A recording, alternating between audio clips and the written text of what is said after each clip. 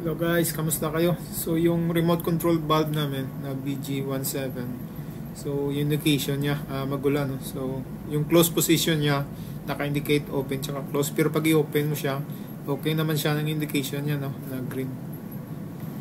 So hinanap natin yung valve na to para ma-check natin dun sa local tama ba yung position niya, yung indication niya na close siya or open sa actual.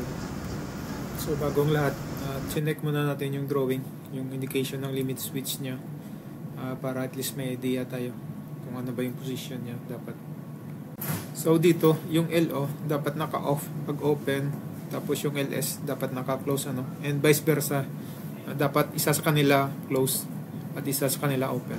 So bago natin ma-repair yun, kailangan muna natin hanapin kung nasaan ang balbula na yun, dahil yun ang pinaka-importanting sa lahat bago natin ma-repair ito. So pag tinignan natin yung board, makikita natin na malapit siya sa may pump. So nakita natin siya dito, malapit sa may mismo sa may ballast pump na. At dito, inupisa na natin bubuksan para ma-access natin yung limit switch o yung cam switch na tinatawag. So dito, makikita na tama naman yung position ng cam niya, ito yung groove. So sakto naman. So tinanggal natin yung wire para ma-test yung contact niya. So dito makikita na close siya. So dapat sa position na to open na siya, no?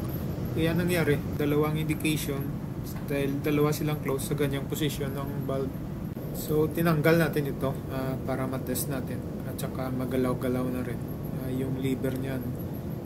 Baka kasi na stuck up lang to, hindi kaya marumi lang, kaya yung contact niya parating close.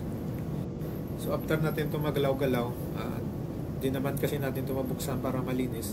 So tumaas yung reading ng resistance niya, umabot na ng kilo ohms hanggang sa umabot na to ng 17 mega ohms. So nagiging open na siya.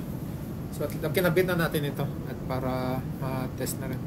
So minisure natin yung resistance niya habang nakakabit siya, no? So sa ngayon okay na siya, open siya, 17 mega ohms. So inikpitan na natin ito at chinek na rin natin yung isa sa ganung position. At dito makikita na close siya, no? So 0.1 ohms. So maganda yung contact niya. So kinabit na natin connection at minisure natin yung DC voltage niya. So dito makikita na meron siyang reading across. So ibig sabihin na open contact siya. At chinek din natin yung isa, yung reading niya, so across, so 0 voltage, so it means close siya.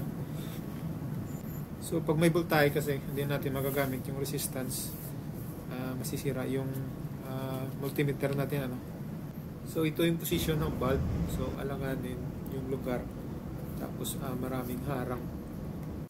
So after nito, pumunta na tayo dun sa may ship's office para matest natin yung indication niya, yung close tsaka yung open. So simpleng troubleshooting lang to guys. Ang mahirap lang kasi dito yung position ng valve, tapos yung pag-test nito dapat dalawang tao kasi ito, isa nandito tapos isa nandun sa valve local mismo para ma-confirm yung position. So since tayo lang mag-isa, kaya naman nating diskartehan at magawa ng paraan o technique para magawa lang tong trabaho na to. So hanggang sa susunod guys, thank you.